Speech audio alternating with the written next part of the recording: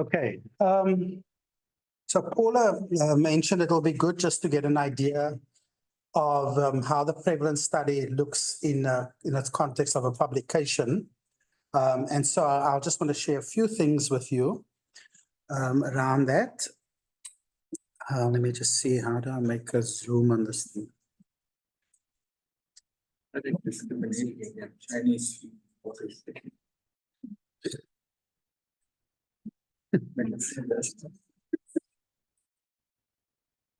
Okay, so this is the paper that's supposed to contain information from a student.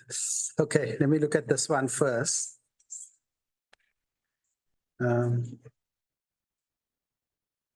Okay, so this was a student of mine, looked at, it's a prevalence systematic review. As you can see from Ethiopia, looking at rheumatic heart disease. Munyaratse Dodo finished a year and a bit ago. And so as we go through this, you'll sort of see the elements related to the prevalence systematic review. Sorry. Okay. Sorry, one sec. I'm just gonna copy it again. Okay, cool. So still sharing, eh? Yeah. So in the protocol for the systematic review, you can see the headings here.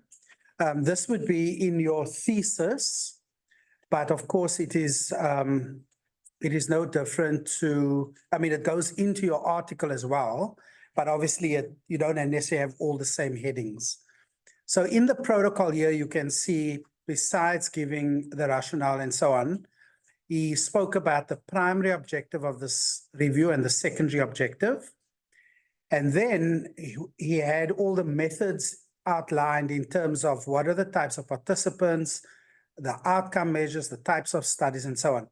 And as you can see, we've harped on that quite a bit about narrowing those down, because that's going to ultimately influence your search strategy. Okay, let me just try and get rid of this thing. Hide. And then you go on to also explain how you're going to select your studies and the data. That was what Edison touched on, as well as the risk of bias assessment, which we're going to touch on tomorrow, and the statistical analysis, which is the meta-analysis. So again, as I said to you in the protocol, you start out giving a lot of detail around how you're going to perform all of those functions. And then in your paper, you simply do the past tense where you, explain what you did. Okay. And so I just want to take you down to, okay, so the introduction, the usual story, and then the rationale. Okay, so in his case, the rationale were there were several prevalence studies conducted in various regions. And then here's the big thing: to date, no systematic review has been undertaken to provide a pooled estimate of prevalence of RHD within Ethiopia. So very simple. Any prevalence systematic review will have sort of similar kinds of thinking. And then, this review seeks to give an overview of primary studies on the prevalence and outcomes of RHD in Ethiopia. Seems simple, you wouldn't think, you might say, oh, but is that enough for a dissertation? Believe me, it's enough work, if done properly, to get published in a reputable journal, yeah? Okay, and then from the rationale, you then go on to the research question. And so you can see, because it's a prevalence, you have the cocoa pop. He mentions here that the context was urban and rural, and he didn't necessarily use those words in his question, but you can see what he needed was a clear understanding of context, condition, and population. And then you can see within the objectives, within the primary objective here, he actually then says, well, how the condition is defined. So if it's HPV, you would then say, as detected by PCR or whole genome sequencing or, whatever the case may be, you sort of make a clear definition of what it is you're looking for. The classification of rheumatic heart disease must be according to the WHF, the World Heart Federation criteria. So when you do your search and you find studies that don't meet, for example, those two criteria, you immediately can toss it out. And then, of course, he mentions the secondary objectives here, including some people have something similar where he will determine the proportion of people who underwent surgery. So there are some subgroup analysis that is also doing, and then he'll also measure the post-operative complications and mortality at 30 days and 60 days. Now, sometimes in the review that I did, which was looking at corticosteroids for clearance of pleural effusion, I had stipulated 4 weeks and 8 weeks. The paper, one of the papers from Uganda, it was, Dr. Alison Elliott was the author. Her paper gave the data not at 4 weeks. I wanted it at 3 and 6 weeks. Hers was at 4 and 8 weeks. So I had to then do, in actual, what would you do in a case like that if the data are not presented in exactly the way that you want?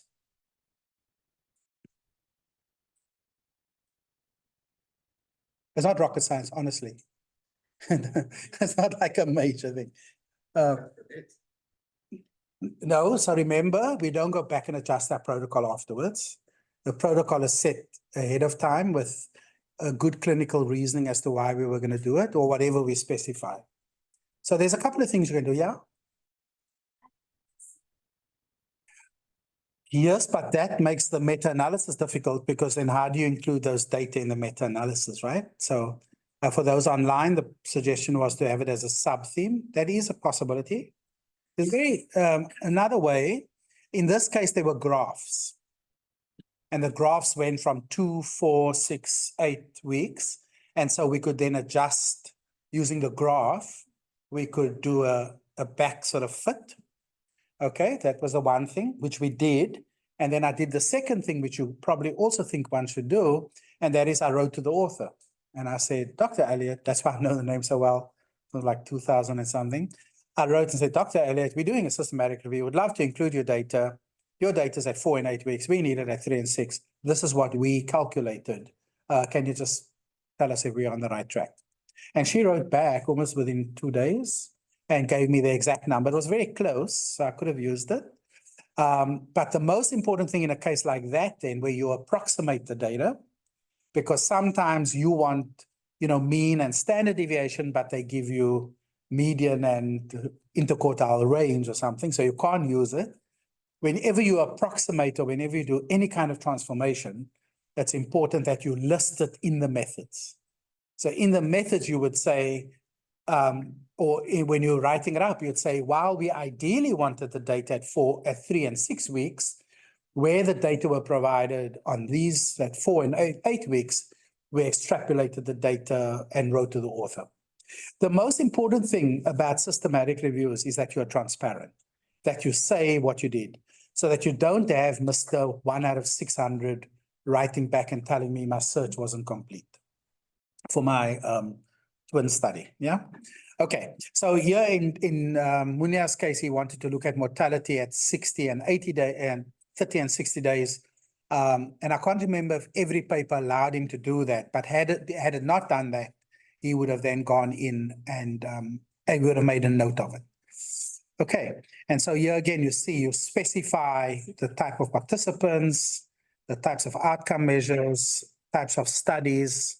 So there were population-based studies that report prevalence of, so very clear, you make it very clear what it is. They must be hospital-based prevalence studies, and these are the types that will be included in the study. Okay, and then of course, any language published since that. Why that date? Because that's when the WHF criteria was implemented. Yeah. And then where we searched, what we did, blah, blah, blah, that's all standard. And then the protocol said, data will be extracted. this is the protocol, will be extracted independently. And if you go lower down to the paper, it said data were extracted independently. Yeah, so this is your typical protocol. This is what I can give you with absolute pleasure. You can get it on any of UCT's website directly, etc. It's all there. And then here's the big thing when you're applying for NRF grants or other grants. We speak about, in addition, it will provide the government with information on areas to intervene in the quest to reduce the burden. So you're having the implications of this work, what it's going to do going forward. A systematic review's got your name on it. Yeah. Okay, are there any questions, Paula? Are you happy with this? Does it make, yeah? Does add, yeah, and then, I mean, I'm happy to share this with you. You're most welcome. And probably tomorrow might help, shedding more light on that. If they're actually clear on when to use Cocoa or Eco or others and now. sure, I can revise that tomorrow in a bit more detail. Yeah. I'm really hoping that one or two people will do a review. We probably have a bit of capacity at Cochrane to like get, quite involved with you on your review. My word, it sounded like a voice from heaven, like I just said we will be, and I was like, thank you.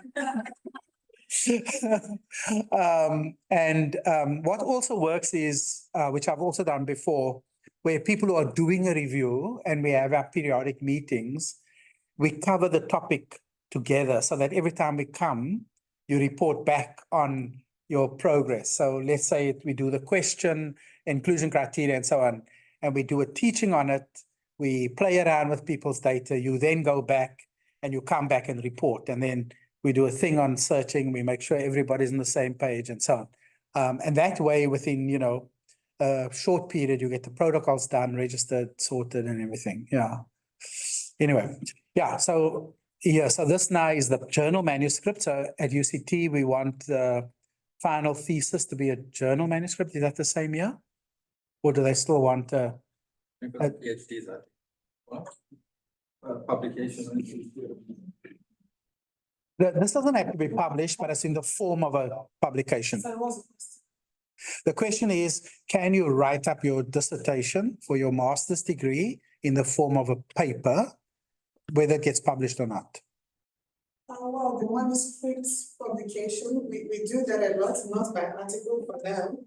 Yeah, the dissertation by article, and this is by article is yet to be in the policy, but we can actually submit the dissertation as manuscripts ready for publication.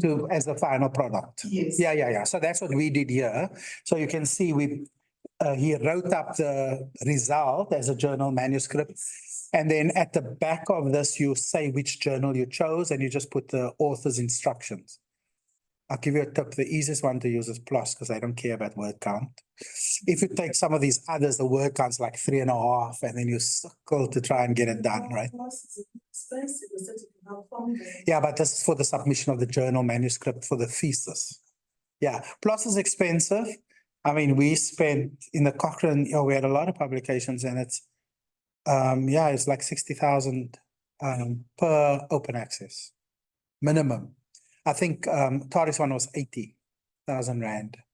I mean, it's crazy. It's $4,000. And then, of course, the MSc wants you to publish open access. But there's a new, I can send it to you actually. There's a new thing that's happening with open access. Yeah, which is for free. Yeah? You can get a few journals. Yeah, maybe you should circulate it to the group in case, because we're going to get a lot of publications from this group. The other thing you must also think about is making sure the journal that if you're doing a systematic review, making sure that they have systematic reviews, and then using their systematic review template immediately, like just download one or two so that you have the template and you already put it into format. It always sounds easy. Oh yeah, once the thesis is done, I'm going to put that paper together. I'm telling you, it's not going to work. There are so many unpublished theses with all the good intentions. That will be one day on the road to Hades, as they say. All the good intentions that just never gets done.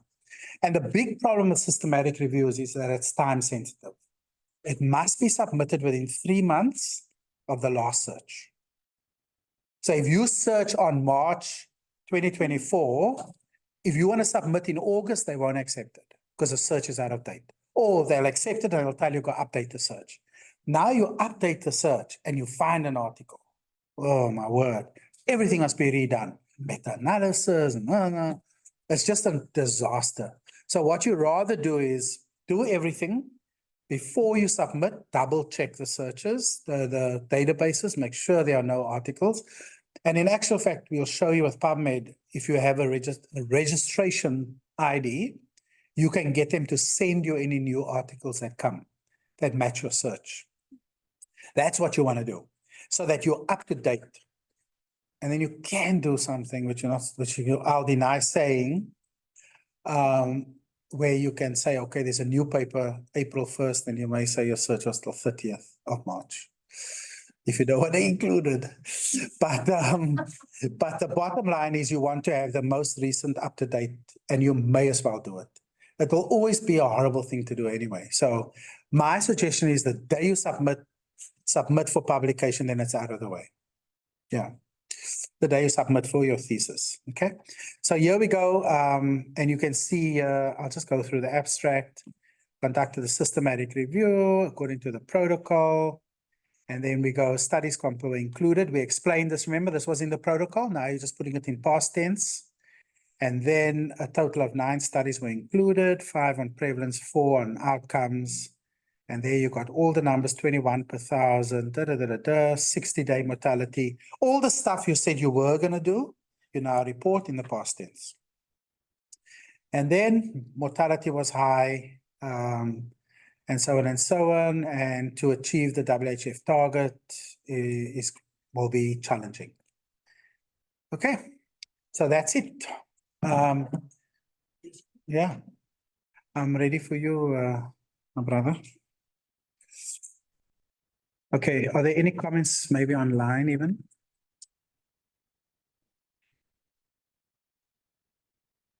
Are we logged? We can't be logged actually. Sorry, Rob. Yeah, We just want to confirm something, but I know that the session tomorrow is on submitting or registering Prospero, but is Prospero only for systematic reviews? yes. There is a new move. There are some observational study ones as well, but this is particularly around Prospero to prevent that disappointment of, as I said, with leaf study, where someone has published something already. And more the journals are now saying, if you don't have a Prospero registration, they're not interested. Because if you, say for example, I see something on Prospero, I don't register, but I do that study, because now you get a free protocol there, because it's not a full protocol, but everything is listed there. So I go there, I see, hey, Paula's now got something here. I do it quickly. I got the capacity to do it in 3 months, knowing that she won't have it done, and then I submit it for publication, and it's completely the copy of her work, right? Of her idea. So now BMJ, for example, is saying, no, if there isn't a Prospero number, then we won't publish it. Yeah. Okay. Any other points or comments? Anything online? No. Okay, so what we'll do now is to go along with the data extraction, see how far we get. No, it's a search strategy, see how far we get. And then we'll do a little bit of hands-on, and then tomorrow we'll just pick up on anything that we may have missed. I'll be quick.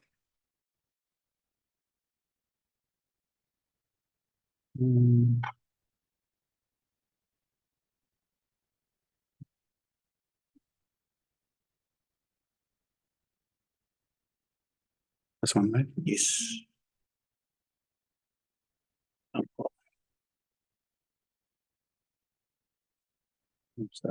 Let's put it into speed mode. I'm still using the slide since when I was it. And we have to choose.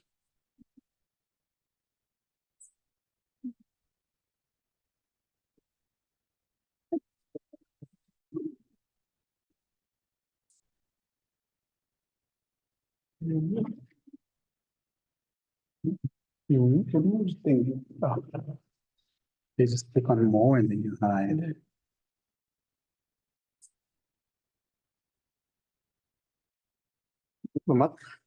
So for myself, I think I will be quick, because I know once we start eating, we slow down.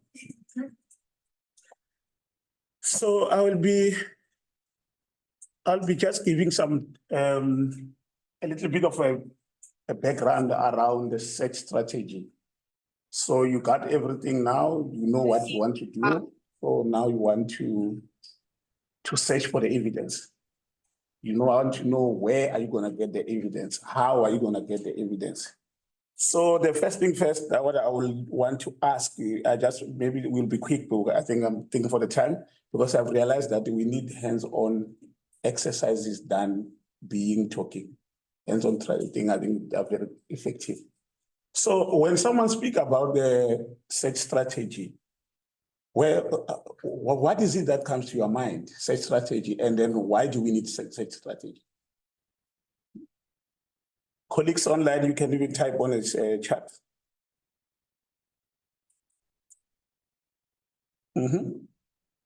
When we say searching strategy, and why is it important to have a search strategy? What is it that search strategy? Remember, Prof said there's no good or bad answer. Any answer, this is what you think it is. I would say it's an approach to streamlining and targeting your search, ultimately for the sake of time efficiency. Yes. The other one? And to minimize bias, surely. Yeah. Yeah. And minimizing the bias. So I think that's the reason for why do we need a search strategy. Prof? I'm putting you under the south train, not the bus. You know, you got to mention something in the morning, something about getting thousands and all that. So this also helps you to put limiters down and enable you to refine your search. For instance, you can decide to say, I want only articles from 2022 to 2024. Things like that. So you can actually do that. You can also use all the Boolean operators Okay. that could be available to make sure you really get your search times. Okay, thank you, Prof. Oh. Why is it not moving, Prof? Click on it and then you can use it down there. Okay. So when we talk about the search strategy, we are talking about the organized key terms which are being used to search for evidence or the results or the literature which will fit to your question. So what do we need this? So the answer is there. So it will help you to retrieve relevant and accurate evidence, results or records. So if you have a key strategy, because like if you just gonna go to the Google and then you say, I'm looking for this information, for sure you're gonna get all the data that you are looking for, but is it relevant to you? So when you have got the organized key terms put together and you call that as a strategy, you use that strategy to get the evidence that you are looking for. So it will help you to give you the relevant information that you are looking for. So that's the main reason you have this. So even this searching strategy, it has got the steps. So I think colleagues, if you can look, since we have been speaking this morning, the issue of such a question, the PICO, it will always be around. So the first thing that I think that when you are conducting your systematic review, you can write on your board, what is your PICO? PICO, what you are doing, the participants, intervention, comparison and outcome. So the first step of your searching strategy, it's defining your search question. Second step, you identify your keywords. So from your PICO, that's where you pull the keywords that you are going to put together. Remember, we said the searching strategy is it's organized keywords being together, and that are used to extract a literature or the evidence or the results. So when you are done with that, identifying your keywords, That's when you develop a search strategy. So it's a process. Prof will be doing it, will be showing you how it's done hands-on. And where do you get this? That the first step is to identify. But I've realized that some people, they put step 4 as a step 1, where they identify the database which they are going to use to get this information. And at step 5, you are performing a search. So this is what Prof will be talking to you about also. So when you define a search question, remember we spoke this morning about the 5 processes of ABHC, and we said the first step is to ask the question. As I mentioned earlier, recently now, you must come with a good question. And for you to come with a good question, we are going back again. The PICO, use PICO framework to formulate your search question. So if your question is not well defined, it will lead you to getting non-relevant data or irrelevant evidence. So which means your systematic review it didn't go, it never worked. As I mentioned again, identifying your keywords. What happens here from your PICO? If your title is well defined, or the question that you are trying to answer is well defined, so you'll be able to, if you are dealing with the adolescents or vaccination, HPV, those are the words that you are going to use as a key words to get your data. I'll be talking something again. So these are the materials that you use.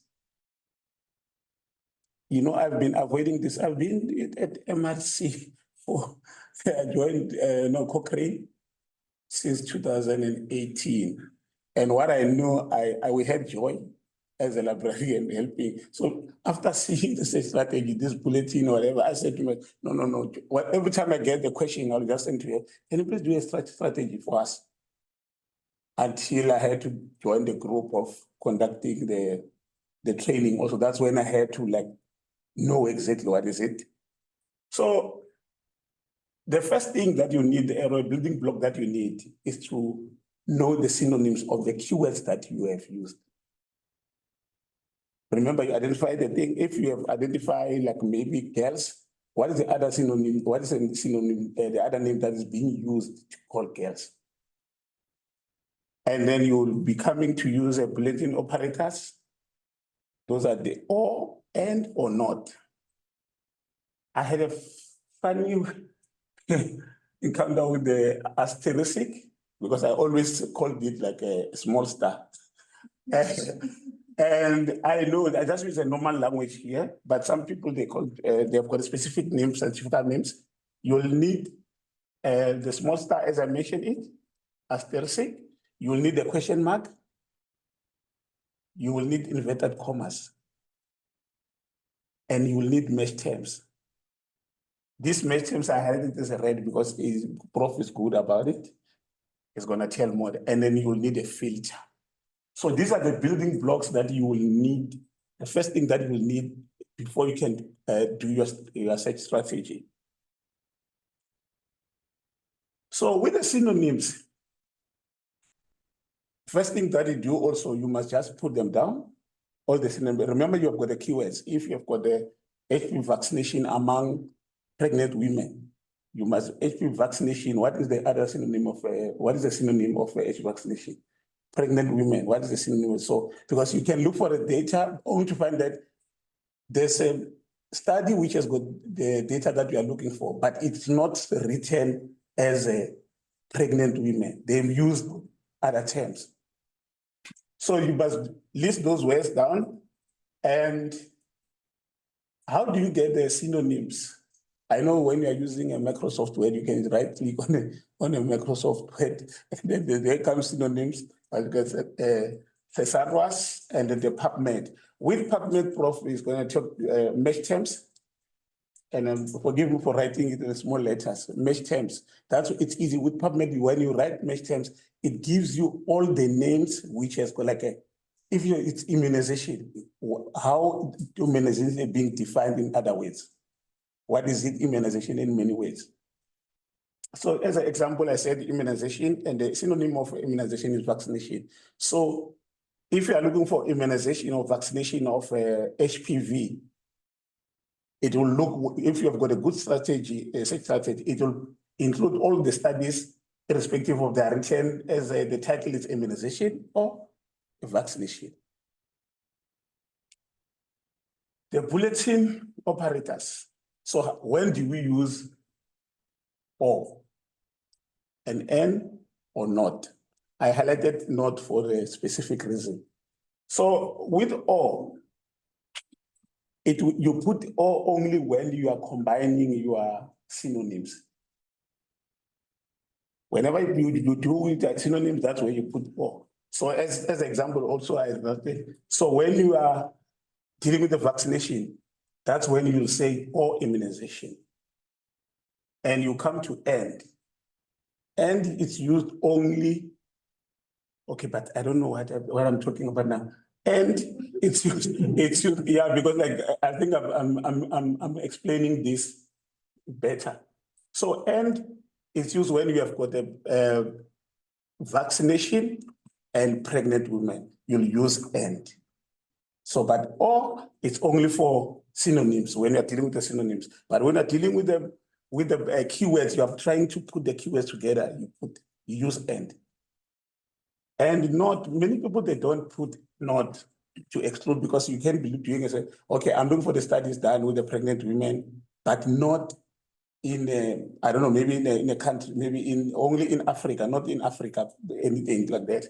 But with this one, when you do the selection of studies, when you're trying to do the exclusion and inclusion studies, that's when you can exclude, we start using this search strategy. But if you want to do from this way to go, you can just put not, because you are looking for the studies that are done only in USA, not in Africa, or not in anywhere.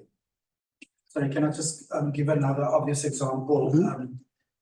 Oftentimes, if you want TB data, but you don't want it in the context of HIV, for example, that's when you'd also use not HIV, for example, in that case. So it's where you can exclude articles, you know, on a sort of solid word, you know, a well-known concept.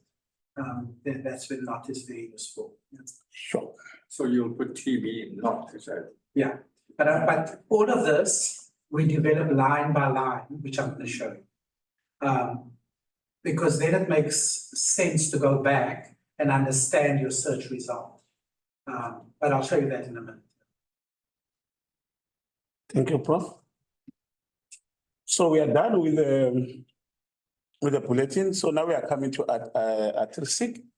So we use this with the different, on the keywords with the different ending, singular or plural forms of words. So example, you have a word like learning, learners, learner. So those things can be predicted or to be written in a different way. So that's where you're gonna put, you're gonna use ATRISIC on top there, and then teen, because you can have a teen, teens, teenager, and teenagers. So if you are looking for any words that deals with, let's say, and you are doing a study, a review, which is looking at the teenagers, I heard someone was gonna do the mobile, yes, against the with the teenagers. So your strategy is going to have something like this. So if one of the papers is written, it comes back and then say, this study was done with the teen. It will look for that, it will get included. If the other studies are around the teens, so the search is gonna like receive or extract that information you are looking for. So everything under teens, teenagers, you are gonna get the studies from there. And then the third example is therapy. Any study done with the therapy, it's either it's written as a therapist, whatever, it will come out. So you're gonna use a there. I hope I'm not going fast. So when do you use a question mark? So if we have, the prof is always saying like, there is English from, is it the UK and the American English. When you write organization, it comes out, they want to correct you, they put Z, they put S sometimes. So this, you're gonna use a question mark when you are dealing with those such words, where there is an alternative spelling, like the other one is, I think it's a color, yeah, color. Sometimes they just put CAOLOR, some they put U. So that's when you think. For example, but the prof is going to show you more.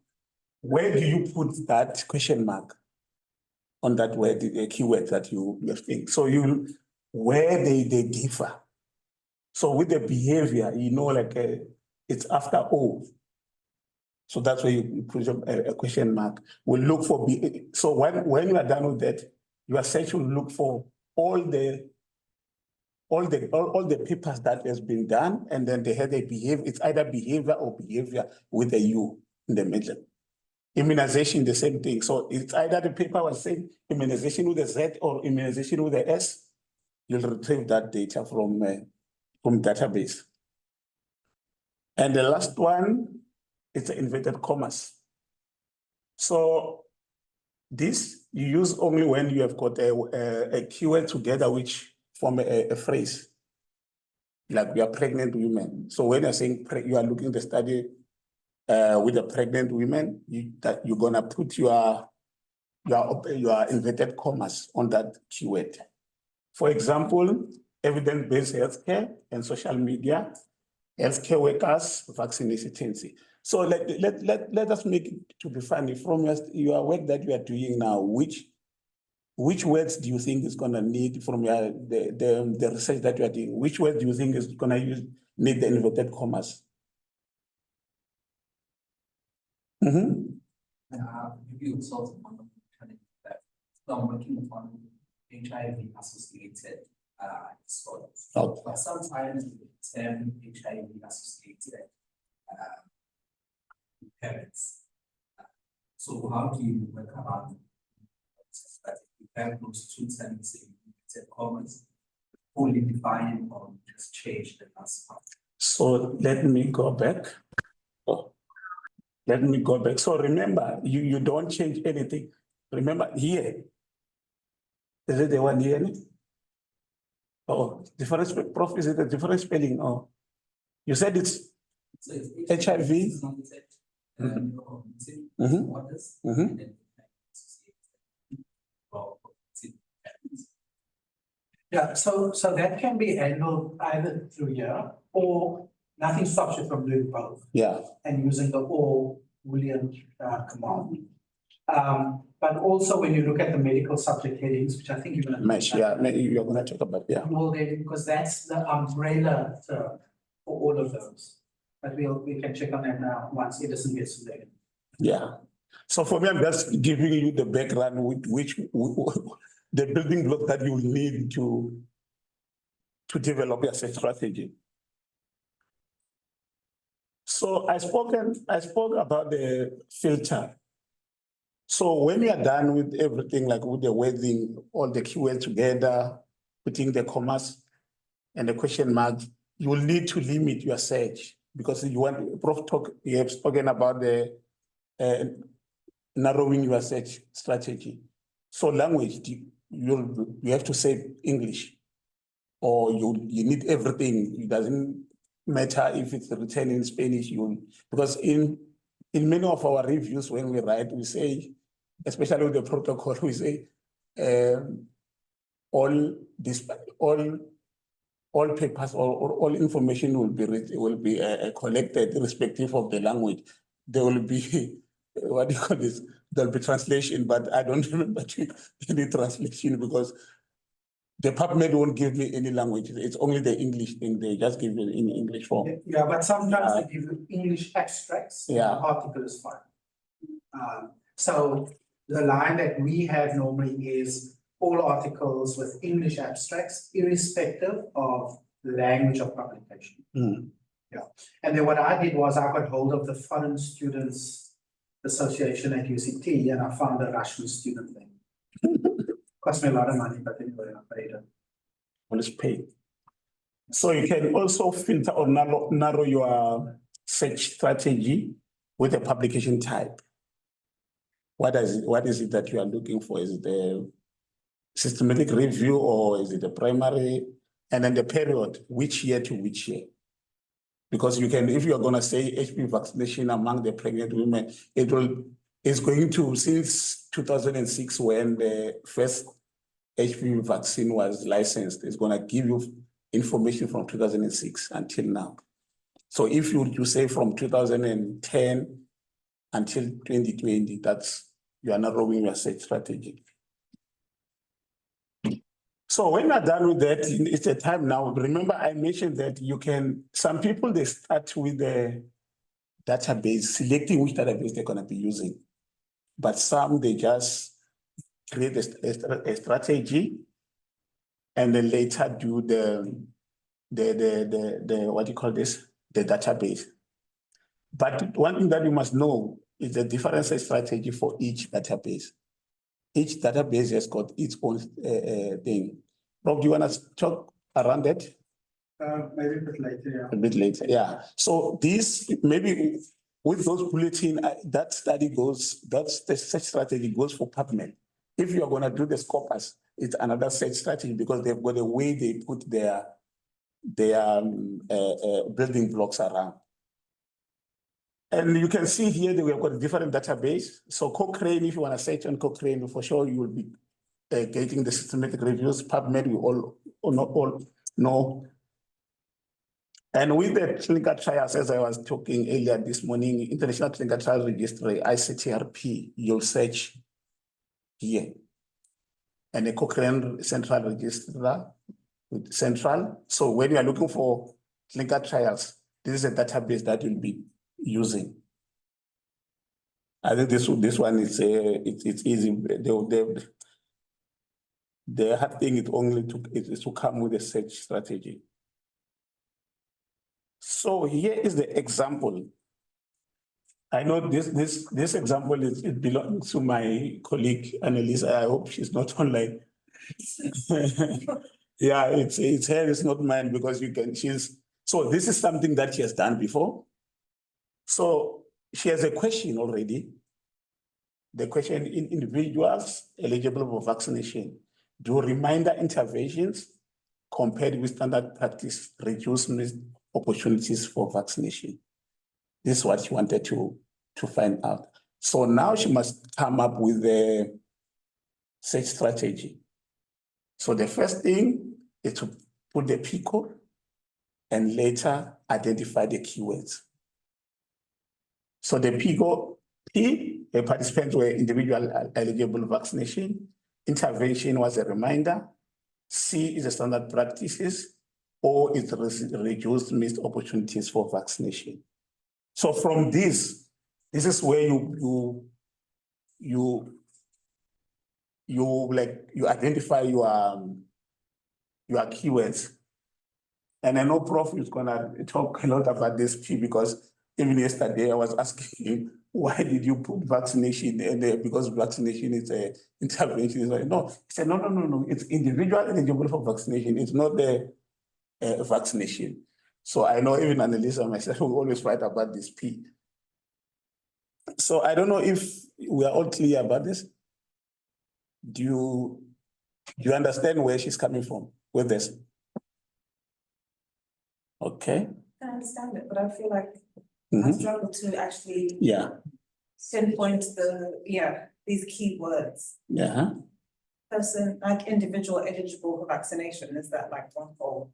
Yeah, it's a one big, but remember that's when Prof is gonna, that's what I'm telling you, like now, even myself, I've got a problem. But it's the way you take, because P is when you must identify the participant, and I is the intervention, C comparison, and O reduce missed opportunity of vaccination. Prof, do you wanna? Yeah, okay, yeah, I will give an example. I think at this point, like your mnemonic is really the concept of either the condition, context, population, the exposure, depending on the nature of the studies that you are looking for. And then when it comes to the searching, that's where the creativity comes in. Yeah. Because you have to be almost all encompassing to get all the variations, which included some of the tools that Edison's already shown, with a question mark to make sure we account for differences in spelling and so on and so on. That's where it comes in. And again, if there's a methodological way of looking at it, it makes it easy, especially when you go back to re-look at search results. So I'll show a little bit of that in a second. Yeah, don't kill me. I'm just showing you the basics of I know, even when I said it's because for me, I kept on giving the librarian who's doing this, because she just knows from give me, she just tell you, give me your title. You give a title and then boom, there's your search result. So here, like you can see the strategy, it's coming out. So with the P, and then remember we said eligible persons for eligible people eligible for vaccination. So do you see where the OR is being put? Or we spoke about the synonyms. So this is how it's going to put it: vaccination or immunization. And when it comes to intervention, you can see also the adhering. Let me just go back. The adhering, because some people, they're going to be asking where does the adhering come from now. Individual eligible for the dual managed competence and reduced. So it's just another synonym trying to understand eligible for vaccination. Am I right, Prof? Yeah. The adherent. I know it's going to be confusing. It confused me before, but Is it not more for the reduced missed opportunities? Yeah. no. Suggest that What do you mean for adherence? Yes. Yeah, sorry. Oh, okay. I misunderstood, yeah. So you measure whether or not people were adherent, if they took. Yeah, it's a bit of a difficult one. This is easily. No, but you know, no, you know what was funny? You know what's funny? I picked this to work with this because I'm working with the HPV. I can use the simple one, but if you'll see something that because Annalisa, when our colleague, she used this as an example because it is not well defined. So you can see like it's challenging you, say, but there's wrong, there's wrong, there's wrong. But Prof is gonna be, because if you can look, it's gonna check. No, but I'm talking about when he's going to do the search strategy, hands-on this strategy. Because look at the adherent. She put the small star, the one, the artistic one. So we all know now what does that stand for. You see? So where the other one, the missed opportunity, the one word phrase that we were talking about. You see, it's under. Where is it? Yeah, you see, that's where one of the problem is now. Can we spot the problem on the outcome?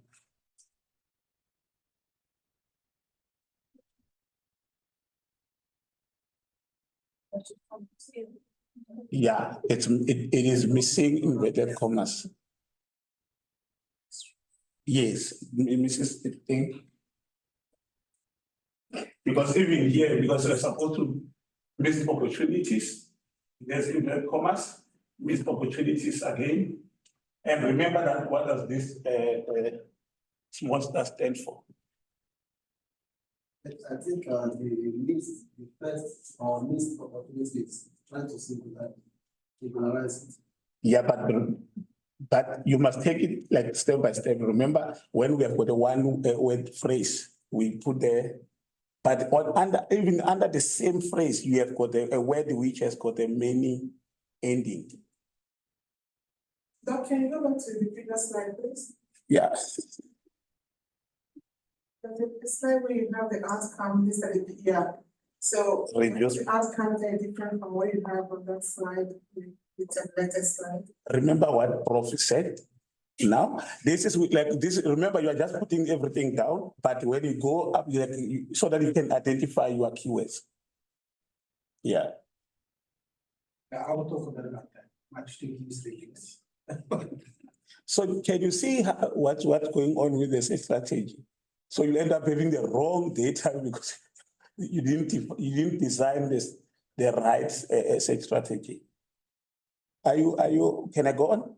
But it's also not like an exact science. You can make some mistakes. Yes, you can make a mistake, but what I know with PubMed, it gives you an error sometimes. Yeah, it doesn't give anything back when you have done an error. Yes, you know, for sure you know that, which means I missed something. Yeah.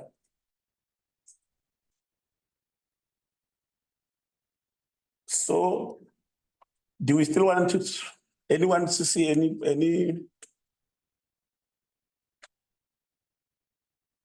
any mistake again? Because I can see a mistake already. Immunization shouldn't have been. Yes, immunization. So my colleague, when she did this, back of her mind was to show people that, okay, this is a strategy, but someone's gonna say, oh, no, wait. But you told me that this is you have to put this if there is a different way of defining this weight. So, but remember, for me now, I'm just showing you what to do. Yes. So let's say you have done everything now. You have identified your keywords, so this is something, this is how it's gonna look like. It's not exactly how it's gonna be looking like, but this is how it is. And this mesh is what Prof is gonna be talking about, medical terms. It's there. Remember, I put it in red. So you're gonna do something like this. It doesn't make sense, né? You should see but you had a thing there before. The strategy of a prevalence. I'm gonna show it. Yeah, paper. You must see, it's written in Chinese the way it is because it's everywhere and it's got everything is up and with the symbols, all those things. So when you are done, you will have something like this, the search strategy. It should look like this. Is there an error there? I don't see any question mark there. Where is it? Immunization. Yes. You see? So it's yes, it is.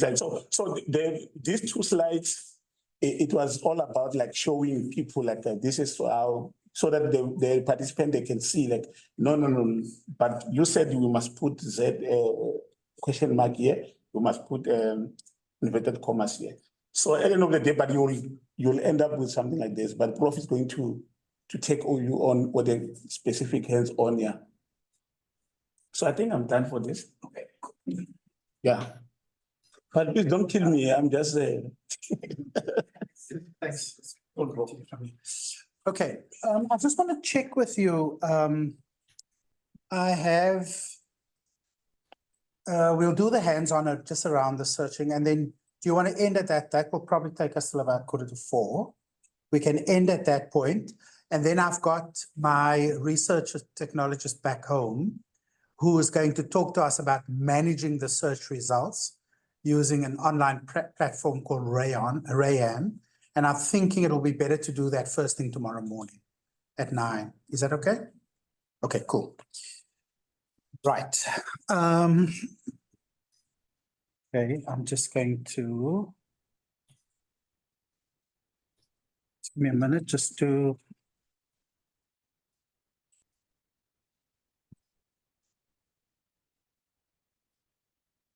stop sharing. Okay, I know it's a little confusing, and as you said, it's not an exact science, and there's a little bit of creativity, and it's like programming. Two people's results are not necessarily, programs are not necessarily going to look the same. And so oftentimes, even with search strategies, we play around to see different sort of formulations. I like to get my students to do it, and then I will do it sort of with them or check their strategy together. Okay, I'm just going to show you an example of search strategy, and then I'm going to talk to you about the mesh terms as well.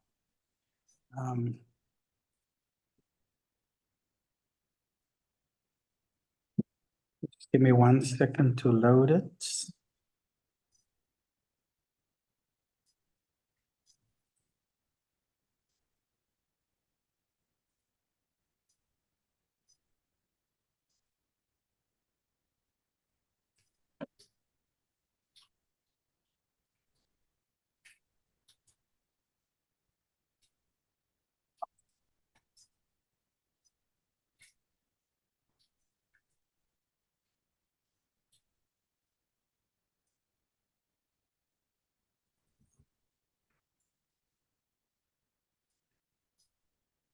Okay,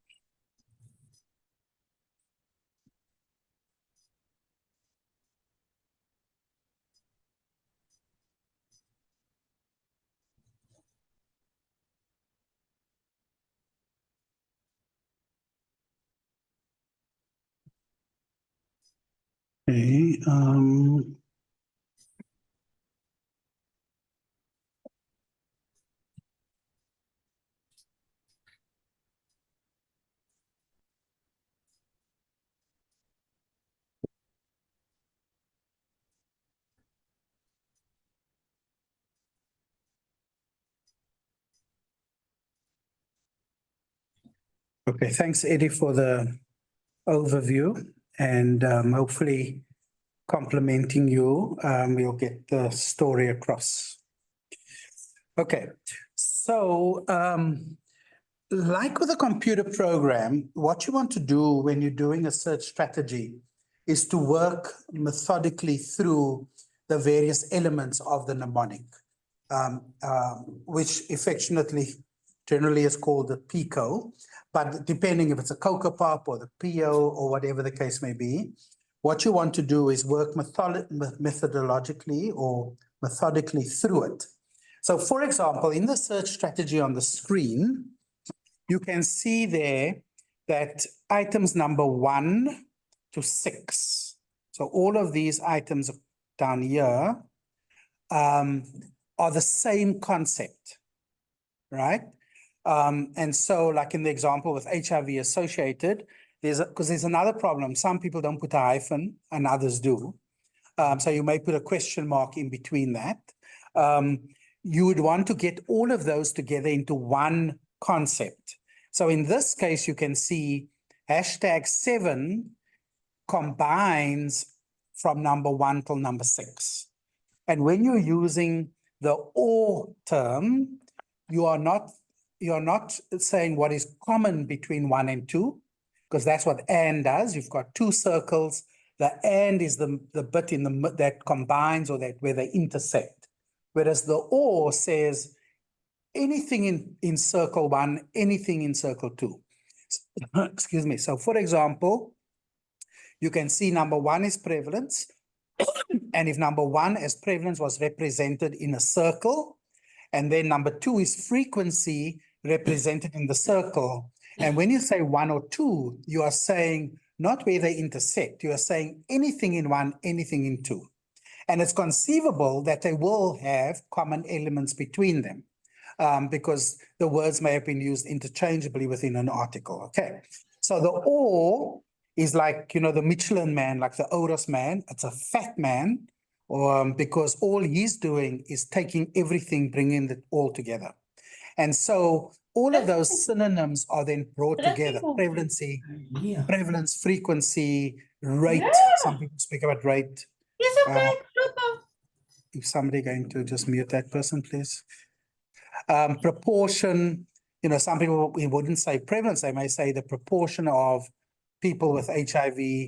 Epidemiology with an asterisk to account for alternative endings, epidemiology, epidemiological, etc. Statistics, statistical, and so on. And so you group all of those together in one element. And I'll show you that in the advanced search in PubMed. Then the second part here, you can see we are interested in bringing all the group A strep items together.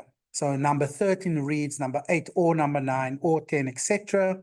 And so what you're doing is you're taking each of these terms and you're bringing them together.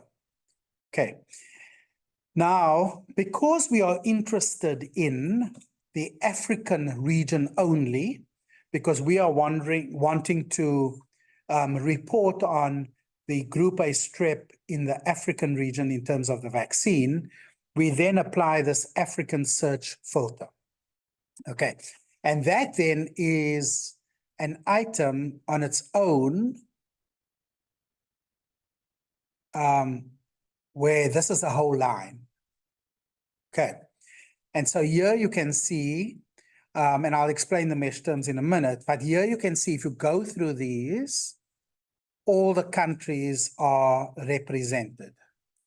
Okay, this might have been before South Sudan. Yeah, so South Sudan is not here because Wolfie did this just before the war. And Eswatini is not here because it was just before Swaziland changed its name. But you can see here it's got a lot of the other terms, country names that you may or may not recognize. South Africa, because it's two words, it's got the inverted commas next to it. Here you can see there's East Africa or East African or Eastern Africa. Now, admittedly, you could have used your asterisk or your question mark there. But this was designed by a previous member of staff at Cochrane. Elizabeth designed this. Now, there is an updated version of this. There's a version for low to middle income countries as well. And you can just take that filter as is and pump it into the advanced search feature. You can do it in normal PubMed, but I recommend the advanced search feature, which I'll show you in a minute. Then, just to help again with the idea of combining concepts, generally it's a good idea to take a piece of paper and put all the elements of the mnemonic as Edison suggested, and then you put in all those alternative terms. So here you can see it's persons as a mesh term, persons as an all field, or people as an all field, and so on and so on. You've got diabetes and all the alternatives, epidemiology and all the alternatives. So here's another example of where it's just clear thinking to put them all into those categories and then put them together. Okay, and so yeah, so here's some more examples. When you put it all together, what it will look like. So there's all the, I think this was not the right one. Anyway, you got the idea, but I'll show you now from in terms of PowerPoint. Okay, are there any questions at this point about that? Just the TW then. The text word, I'm going to show you in a minute. Yeah, thanks for asking. Okay. Just to mention, because I know there are a lot of abbreviations when it comes to systematic review. So maybe wondering what is mesh. I'm coming to that now. Okay, I'll give that to you in detail in a sec.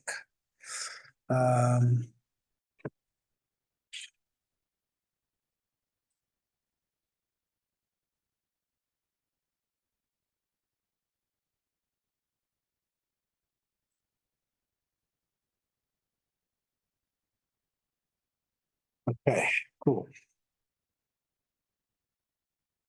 Okay, so coming to mesh terms, so the mesh actually stands for medical subject heading. So how it works is quite simple. In PubMed or in most databases, all the terms have to be tagged to a classifying term.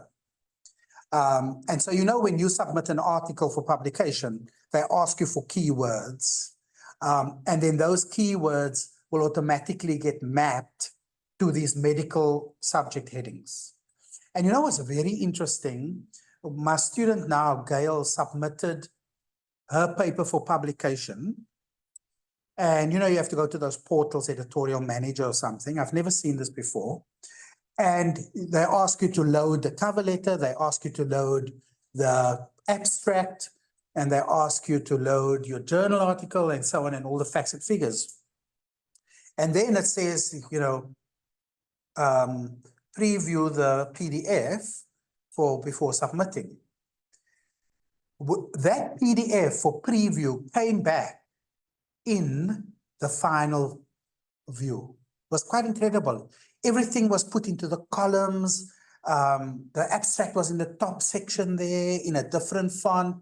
I still said to Amir, don't tell me Gail wasted all her time trying to make this look like a journal article. Because I was waiting for the stupid thing the review to come to me.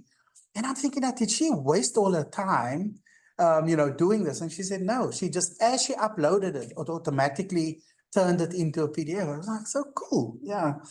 Anyway, so the point is that as you do that, in the background, all those metadata are already being put into all the various categories. Now, in the old days, when Elizabeth Pienaar was the Medline representative in South Africa, her job was to do the actual coding. So there wasn't this digital platform. So we're talking late 90s now, early 2000s. Her job was to take the SAMJ, because it was only produced in South Africa, and she had to now physically go and code and load, and sometimes type. So she would type up that whole abstract, and she had to do the Afrikaans ones also, because you were Afrikaans speaking. And she had to do it with a dial-up modem, which was obviously at 11, 12 o'clock at night, our time, and load it up there. Now you can imagine all around the world, people are dialing in and typing up their stuff, and you're going to make mistakes, right? As you're about to type, you yawn or you fall asleep and so on. And so even then, there's still a need to obviously apply your mind, especially for the older articles. But having said that, in the new sort of dispensation now, the medical subject heading then allows for this indexing or cataloging of all these big terms that we use. And it has a broad structure, like it'll have TB, and then it will go smaller, smaller, smaller. So TB meningitis, pulmonary TB, etc. It will all be within that broad heading. And when I prepared this talk for a previous presentation, last year, they only had up until 2022, but you can see there were 30,000 descriptors. Okay, now why is this important, bringing your text word TW into effect? If you don't specify the medical subject heading, and an article inside it somewhere says the term that you're looking for, that article will make it into your search results. So let's say you are really wanting to do, let's say it's a rheumatic heart disease. In the article, they write something like, unlike TB, rheumatic heart disease is. If you were searching for TB, this article is about rheumatic heart disease. It's got nothing to do with TB. That article will come up. You understand? Because TB is a text word within the publication. So the mesh term helps you to only concentrate on the articles for which the main content is around that entry term. Okay, and you'll see that in a sec. Okay, so to do it in PubMed, you'll see there that they've got a mesh term database here. Okay, otherwise you can just type in mesh database. Okay, and this will then take you to those 30,000 descriptors that we spoke about. Okay, so you then put in common cold here. Now, hard to believe, common cold is actually a mesh term. You wouldn't have thought that common cold would be a mesh term. And people obviously will call the common cold different things in different parts of the world. But you want to get all the articles that have as a subject content common cold. Okay, so if you go click on common cold, it will then tell you what all the subheadings are for common cold. So if you don't go and tick off what the subheading is that you want, you are going to get all the articles related to Common Cold. So now you can start to see why you end up with 6,000 articles. Whereas if you go and you say, you know what, I'm actually only interested in microbiology, or I'm only interested in surgery or urine, depending on what your study is, you're immediately narrowing down the articles that will be retrieved according to the medical subheading, mesh subheading classification. So this is all about reducing the numbers, okay? And so if you then look down, you'll see where Common Cold fits in. So it fits in, so you've got the tree, so it's under virus diseases, and it shows you more or less where it fits in, okay? Then what you can then do is, on the right there, it says PubMed Search Builder. And it says there, add to the search builder. So if you were to click on that, it will then give you the sort of the syntax for the mesh heading Common Cold. So now if you do a search, even if that an article mentions Common Cold for some nonsense, like unrelated to you, so it says Common Cold, you know, or like again, unlike the Common Cold, so such and such, it won't pick up that article because that article will not be tagged in the mesh database using the mesh terms as Common Cold because that article is about something else, TB, HIV. Okay, so that's the mesh database. So, and then you can just say, okay, I only want the mesh database tagged Common Cold articles. And you can see there now you have 3309 that came up. Okay, so oftentimes the first port of call when you're doing a search is to go and check the mesh database for the classification or the heading under which your particular article falls. That will be the first port of call. Now, it is conceivable if you're busy with a rare topic, and particularly maybe even within the qualitative realm and so on, it is conceivable that you will find no articles. And that's where you then want to say, okay, in addition to the mesh term, I will also look for articles where in the title and abstract, they may mention these keywords. So that's expanding it a little bit, because most of the time that's what we would do with our search, because it is possible that articles were not correctly tagged for the mesh heading. And so to make sure we don't miss those, in the title and abstract, we will make sure we'll do a search within title and abstract. Okay, I'll show you something else in a sec. Okay, so here you can see, if you search Common Cold on its own, you're going to get 292,000 articles. And if you're doing a review, you can imagine that will drive you insane. If you were to search Common Cold as a mesh major topic, you get 2360. So you've already reduced that initial big pool down. And then, of course, you can see for vitamin C, on its own, there were 49,000. And vitamin C as a mesh heading is 19,000. So now if you were to combine those two, you're going to combine the 19.6 with the 2360 versus combining the 49,000 with the 290,000. So you can already start to see the power of the mesh using the mesh term. Okay. Okay, so this Eddie already went through, and what we really do suggest is taking your mnemonic and then finding all the alternative terms down the side. Okay, are there any questions around the mesh database?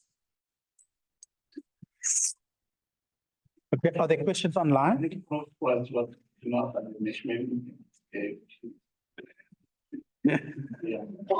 Is that what is that explained clearly enough? Yeah. Okay. Cool. And any other comments? Okay, there is a difference. Okay, that was with Eddie. Okay. Cool.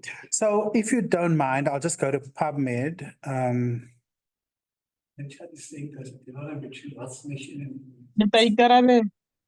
Oh, yes, there's a question.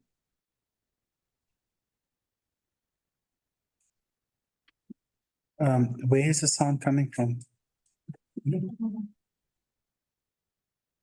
Hello? Okay, no.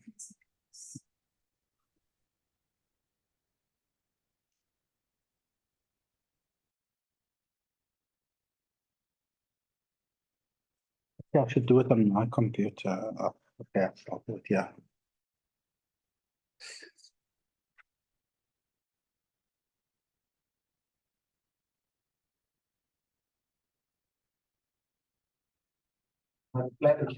Yeah, you can.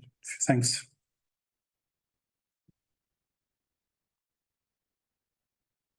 Okay, so I'm not gonna log in on here.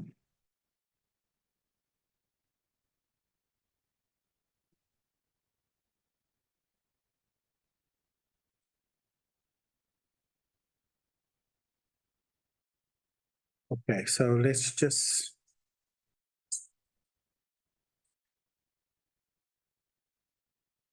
Okay.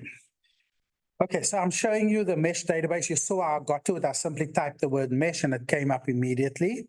And this is where we'll do the searches. Okay. Okay, so some of that mental health is a bit more complicated with all the terms. Is there anybody else who has, what was some of the burden questions that were asked earlier?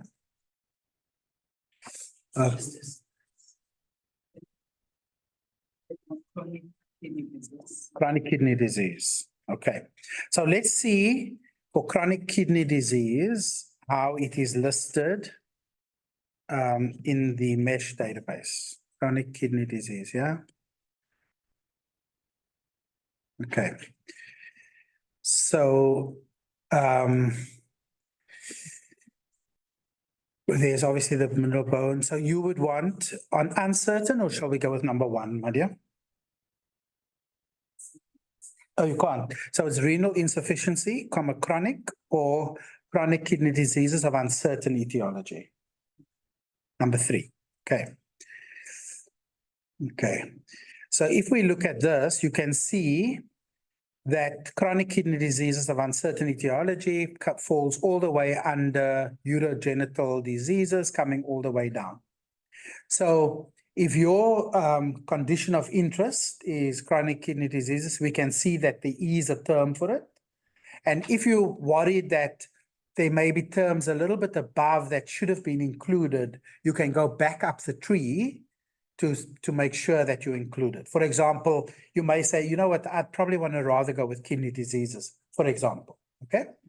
But let's stick there. And then what you'll now do is you add it to the SearchMed search builder, okay?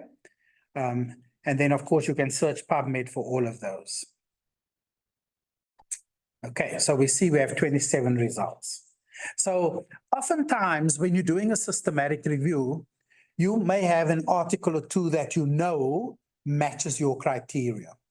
And so you may want to see if that article appears within your search result, okay?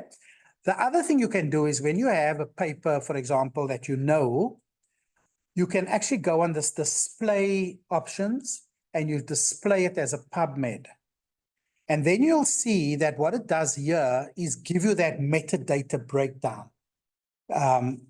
Is it small for you? Oh, shame, man. But here you can see it's giving you the meta-analysis breakdown. So for example, you can see abstract is AB, okay? And so when you do a search and you say search within abstract, it's going to look in this section. Okay, this is the variable. I wonder if we can put the light off, please. Should I just have to log in? Do you just want to log in?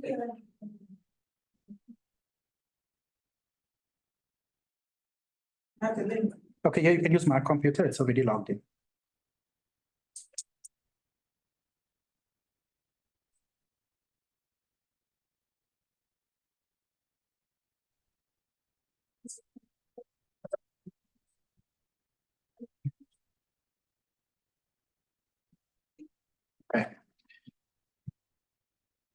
Oh, no, I'll scroll. You don't have to do anything.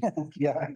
Okay. So now you can see, this is the variable in PubMed where the abstract data is uploaded. So you know when you submit a journal and they say load the abstract into that space is linked to this abstract box. And so when you do a search within the abstract for a keyword, it's only going to look in here. It's not worried about the discussion or any other part of the article. It's only going to look in this spot. Okay. And then you can see as you go lower down, eventually it's got the MH here. And that's the medical headings that we spoke about, or the medical subject heading. So now you can see the medical heading here, which is the one that we looked at a second ago in the mesh database, is tagged here for this article. So this article has been tagged in the mesh database as renal insufficiency chronic/epidemiology. It's also been tagged as a retrospective study. It's got adults or aged or risk factors. And so when you're doing the search, where you specify where the search must take place, this is actually where behind the scenes, the search is taking place. Okay, so that is the mesh database thing. Okay, so we did a search in chronic kidney diseases of uncertain etiology within that mesh term. It's very disconcerting to hear my own voice. Is it on there? No, it's not there. No. Okay. And the speaker? No. Okay. So now you can see when you go to the advanced, and all of you must use the advanced search builder. You can now see it is tracked that my first search was in the mesh database and there were 27 results. Okay. Under the fields here, you can also see that you can choose that pot in PubMed, for example, title abstract. You can go and say, I only want to find it there. If you don't specify, it's going to look through the whole article, which means you're going to get hundreds of hits. Yeah. Okay. So we've got your disease of interest. Now, because it's such a small number of hits, I would be very tempted to go and just for the purposes of this display is to now say, okay, let's just look at chronic kidney disease. Okay, but before we get to anemia, we do one term at a time. Okay, and we see what we've got. So here you can see, if we had put chronic kidney disease unspecified, you would have gotten 83,000 articles alone. Whereas now we know that we're getting 27, which means these are articles that were tagged appropriately for that disease. Okay. The other thing we may also want to do is to do in the title abstract only, just so that you can see the difference.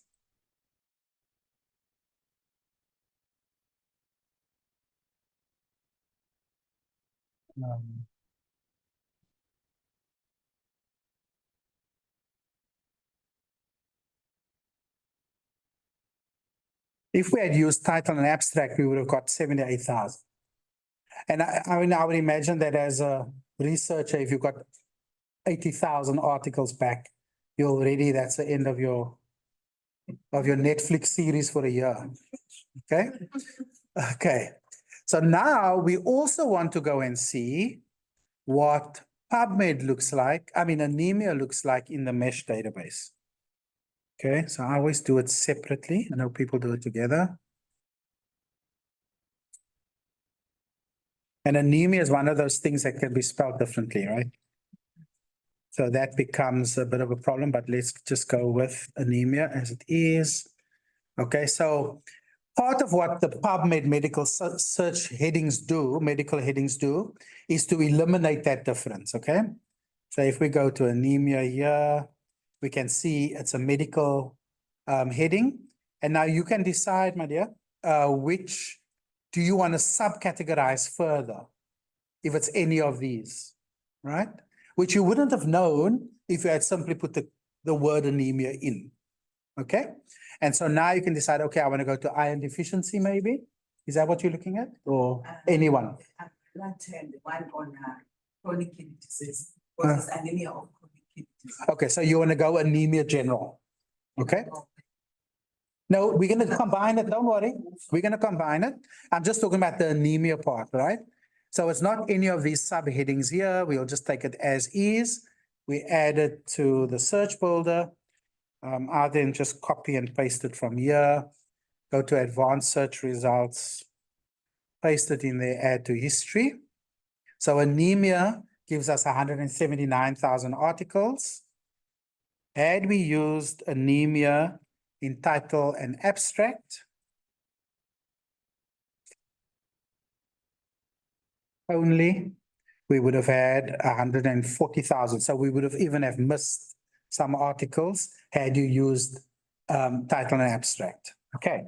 So now you can see we've grouped together. Well, technically we've grouped together, but if we were now, because we've done it sort of in stages, and this is where number 6 could be the African search filter, for example, or it could be HIV or whatever the case may be.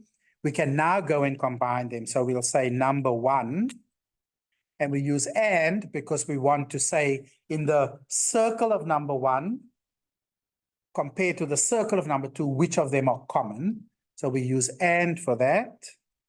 And then we say we want to go with, as a mesh term, number 4. And the cool thing here, you see, you can add to history, so you don't have to go back. And there's none. Okay, that's very sad. But okay, let's not get disheartened. So now we'll go number 3, title and abstract, and number 4. Otherwise, you're going to have to read through all of those articles. So now you've picked up 2,746 articles. And that's not a lot. That's like one night. So part of what we're going to do, and I know Lorenzo's online. Lorenzo, I must tell you, we're going to rather do it tomorrow morning at 9. Part of what we're going to do with Lorenzo is how do you manage those articles? When you get this 2,746, and you've still got like 5 chapters of a series to watch. Like, how do you like make that happen? And the Rayan platform is part of that. Now I'm happily married for over 20 years, right? So I don't know Tinder, but Rayan is like Tinder where you swipe left or swipe right with the articles in front of you. And so we're gonna show you, you can do it on your iPad. I've never been to Eddie. I don't know about you, but we're gonna show you tomorrow how we manage large volumes like this. HIV regularly will be over 10, easy, 10,000. Now you may say, okay, of that 2.7, you're only interested in a certain segment. Remember, we haven't filtered yet. We haven't looked at study design yet. We've done none of those. And 2.7 is not a lot to start with when you start to bring them down to your final sort of articles. Yeah. Okay. So just quickly as we end, I just want to show you. So if we were to go and look at these, you'll notice here on the left is where you can have all your filters. So you can have your filters by the date of publication. And again, remember, you're going to have a solid reason as to why you're choosing a particular date. And then as you go lower down, you can see, you can start to look at the different types of study designs, article types. And if you click on here, there's quite a few other filters that you can bring in so that's your language. There's quite a few other filters that you can bring in to this going forward, yeah? Yeah, so those are various views. Yeah.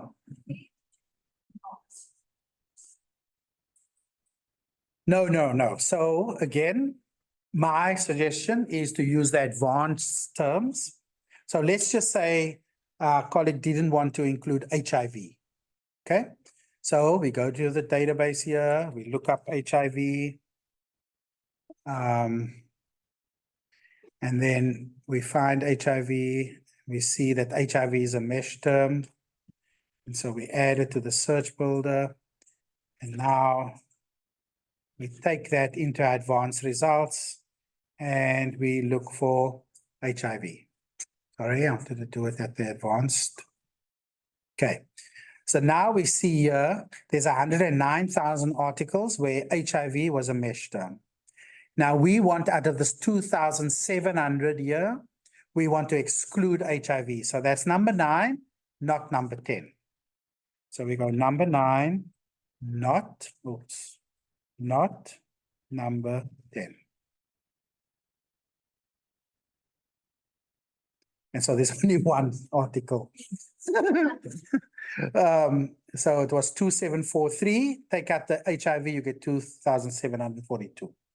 But I mean, again, you can do all of that. You can say TB, you can say, I don't know, COVID might be a big one. So let's do COVID. I'm pretty certain COVID was a mesh term.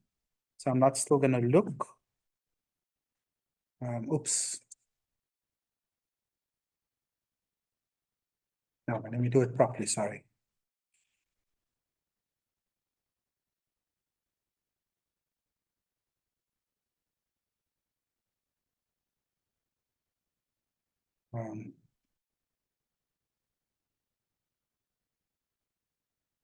Okay, so I would have added wrong. You can see there, it's a good thing I checked.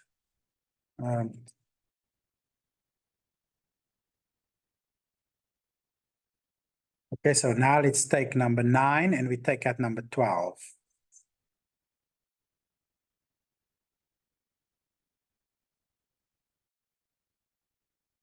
Okay, so if we take out all the COVID ones, we lose another 5. So clearly there's no relation between chronic kidney disease and COVID and HIV. But yeah, so that's how you'd use your knots. The change if you just scroll down by that ones. What do you mean? If you go to that one setting. Yeah, I am here. And if you go there, show index. Yeah. Yeah. And then if you had to use that to add or to exclude. You're talking about this ad. Yes, add, because if you go there, if you scroll down there, it gives you options to add and not, doesn't it? Oh, does it do it there? Yes. Oh, okay. Sorry, I come from the old school where I like to type stuff, but okay, I see what you mean. So if it was here, you mean, you can go here. Okay, it's not giving me. If you go to add. Okay, so this is giving you a little bit of a breakdown, you mean, already. Okay, And if you had to do your whole search. Yeah. If you say HIV and chronically would be not. Yeah, but you use that over there. If you go to the arrow. the ad. Yes. Just go that to the right of the end. It gives you options. Oh, there, okay, yeah. To use that, would that change your stuff? Okay, so the, And doing it. no, it shouldn't. But my thing is, here, I've got complete control. I know what the not is referring to. And also sometimes you may say not SARS, COVID-2, not this, and it just gives me that flexibility, but it shouldn't change it, no. Yeah, sorry, I see what you mean. Thank you so much. I know some supervisors not actually want to ask the students to present research details so they can see the times and all of that. Could you please shed more light when we are having 9:29? Because if a student presents it and it's like this time, they'll be showing 9:29. Yeah, so Why is it showing 9:29? Because that's American time. So just in case we're using it for our students, we should also remember to factor in the time. Okay. Yeah, no one has asked me that. That's very clever. Yeah, no, yeah, it's got to do with the time in America, Eastern Daylight Time. Of course, in summer, then it would be 7 hours. Yeah. Okay, I hope that was helpful. I think we'll end here. We've taken in a lot of information. Advanced searches. And then, as I said, if you were to have a login, let me just show you here. If you log in there, you can do a couple of things. You can save all your searches and ask for an update once a week, once a day. So you can also create your own bibliography, and it looks like the NIH 2-pager, which is quite nice. I've got a search alert for my articles. I get one in a while, but it's quite cool when you get a PubMed alert. An article was published with your name. But yeah, you can do all kinds of alerts there as well. Yeah. Okay, I think we'll end there. Okay. Thank you so much, Prof. and for the level. Thank you so much for your time, and permit me to really say a big thank you from the Faculty of Health Sciences. Remember the email from the Dean? She's not in town, Yes. and she would have been here, and she's overseas. And our Deputy Dean is also very, very busy because she's actually standing in and a lot of due dates. But from the Faculty of Health Science, we really want to say thank you so much for your time and for the tenacity we've all shown. I can see that we are all zealous and very, very interested in getting this sorted. So thank you so much. And please, may I crave your indulgence not to miss tomorrow, because you can see what we started doing now is exactly more of what we'll do tomorrow, hands-on of what we need to know. Thank you so much. I really appreciate all your efforts. And to the technical crew that are not here, a big thank you to all our online delegates. I know it's difficult to just be looking at the screen, but you've always been there, and yeah, Prof. Truter, Prof. Durant, Collins, a lot of you. Please permit me, Carmen, we may not mention all your names, Cheryl. Thank you so much. So see you again same time, but the venue now is the auditorium. So we're going to be using the auditorium, which is just next door. Okay. Yeah, so in case you're not sure, just come around here and we'll come and fetch you to that venue. Thank you so much and enjoy the rest of the evening.